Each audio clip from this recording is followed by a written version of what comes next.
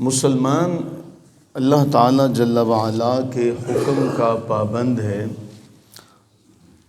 اور اگر وہ اس رستے پر چلتا رہے تو اللہ تعالیٰ جل وعلا اسے ہر معاملے سے آگاہ فرماتا رہتا ہے۔ ہم جنگ بدر دیکھتے ہیں، کفر و اسلام کا پہلا مارکہ، اور اس مارکے کے بارے اللہ تعالیٰ جل وعلا نے بڑا خوب ارشاد فرمایا، وَلَقَدْ نَصَرَكُمُ اللَّهُ بِبَدْرٍ وَأَنْتُمْ أَذِلَّةٌ۔ تم دیکھو کہ تم تھوڑے تھے، کمزور تھے، اللہ تعالیٰ نے تمہاری مدد فرمائی، تمہاری نصرت فرمائی۔ پھر اس کے بعد میں اللہ سے ڈرو، اس کا شکر ادا کرو۔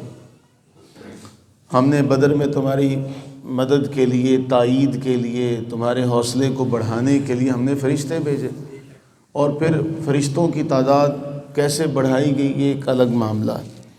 پھر اس کے بعد احد میں جب فتح ملی تو ایک انسان ہے نا، تو جو نئے مسلمان ہوئے تھے ان کو وہ معاملہ دیکھ کر سن کر بڑا تقویت پہنچی تھی۔ احد کے اندر اللہ تعالیٰ جل وعلا نے ان کے اس معاملے کے حوالے سے ایک سبق انہیں دیا کہ مومن جو ہے وہ اسباب کے اوپر کم بھروسہ کرتا ہے، اللہ تعالیٰ پر بھروسہ اس کا زیادہ ہوتا ہے۔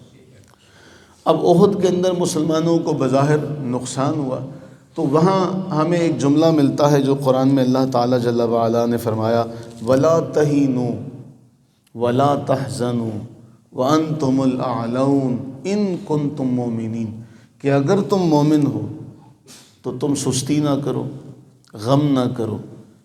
اگر تمہیں نقصان پہنچا ہے تو تم نے ان کو بھی تو پہلے پہنچایا ہے نقصان، لیکن ایک جملہ ہے جو قرآن نے ہمیں دیا، ایک جہد مسلسل، کہ ہمت نہیں ہارنی، سستی نہیں کرنی، غمگین نہیں ہونا، تمہیں اللہ تعالیٰ غالب رکھے گا اگر تم ایمان والے ہو۔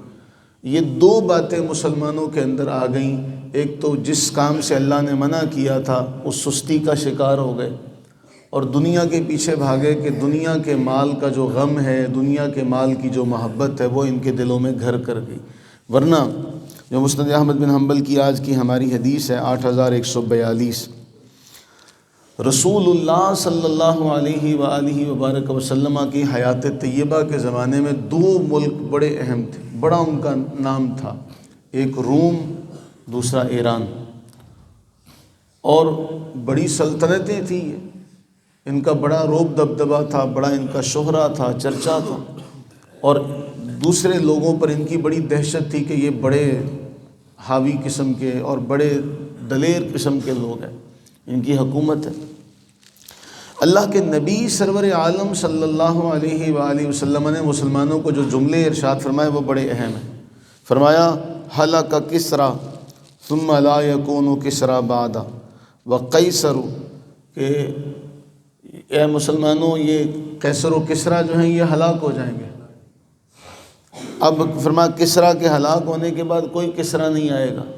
یہ ایک اتنی بڑی بات تھی کہ ایک رومن امپائر ہے، دوسری طرف ایک دوسری سلطنت ہے، کہا جا رہا ہے کہ یہ سلطنتیں ختم ہو جائیں گی، اور جس حالت میں آپ تھے بڑا عجیب سا نظر آ رہا تھا، لیکن اللہ کے نبی سرور عالم صلی اللہ علیہ وسلم نے فرمایا کسریٰ بھی اس کے بعد نہیں رہے گا، قیصر بھی اس کے بعد نہیں رہے گا، دونوں سلطنتیں ختم ہو جائیں گی، نہ کسریٰ کے بعد کوئی کسریٰ آئے گا، نہ قیصر کے بعد کوئی قیصر آئے گا۔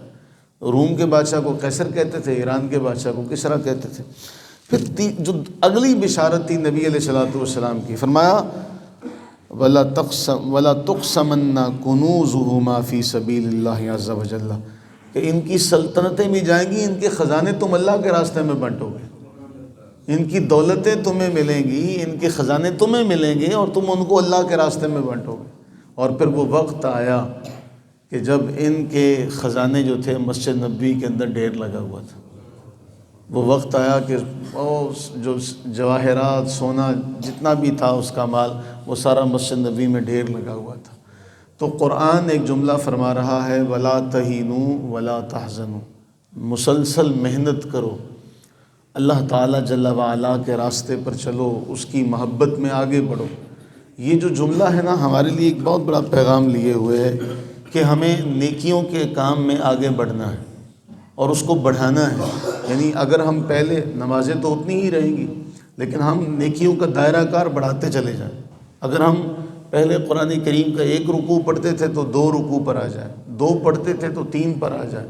وہ نیکیوں کا دائرہ کار بڑھائیں، وہ نیکیوں کا دائرہ کار بڑھائیں گے تو وہ اللہ تعالیٰ کا جو فرمان ہے نا کہ وَأَنْتُمُ الْأَعْلَوْنَ إِن كُنتُم مُؤْمِنِينَ، تم غالب رہو گے اگر تم ایمان والے۔ تو اللہ سے یہ دعا کریں کہ مسلمانوں نے جہاں رک گئے وہاں سے پھر زوال شروع ہو گیا، تو اللہ تعالیٰ ان کو مسلسل محنت کرتے رہنے کی توفیق عطا فرمائے۔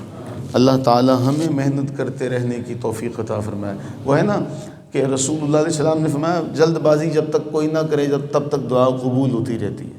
تو پوچھا گیا کہ جلد بازی کا معنی کیا ہے؟ فرمایا وہ دعا مانگ مانگ کے کہتا ہے میں نے بڑی دعائیں مانگی ہیں، میں نے بڑی دعائیں مانگی ہیں، میری قبول نہیں ہوئی، وہ چھوڑ دیتا ہے۔ یہ جلد بازی ہے۔ تو مانگنا نہ چھوڑا جائے، امیدیں جو ہیں اس سے قائم رکھی جائیں، بھروسہ اس کے اوپر قائم رکھا جائے، وہ کبھی اپنے بندوں کو تنہا نہیں چھوڑتا۔ اللہ تعالیٰ اپنی رحمت کاملہ کے صدقے ہم سب کی نصرت فرمائے، ہم سب کو دین میں اپنا اپنا حصہ ڈالنے کی، دین کی خدمت کرنے کی توفیق عطا فرمائے۔ اللہم